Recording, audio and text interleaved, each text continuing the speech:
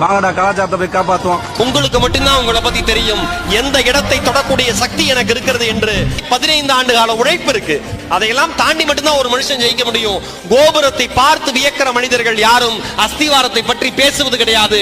அஸ்திவாரத்தை பற்றி நினைப்பவன் மட்டும்தான் கோபுரம் வளர்ப்பதற்கு தகுதியானவன் என்பதை இங்க இருக்கிற அத்தனை பேரும் மனதிலே தெளிவாக பதிய வைத்துக் கொள்ளுங்கள். காரு, பங்களா, ஏசி, ஆடம்பரம் எல்லாம் ஒரு மேம்பட்ட வாழ்க்கைன்னா இந்த மண்ணும் ஆறும் குளமும் ஆடும் மாடும் கோயில் மாசில்லாத காற்று அங்க குறையாத பூமி நம்ம ஐயா கருப்பு சாமி மேம்பட்ட வாழ்க்கை.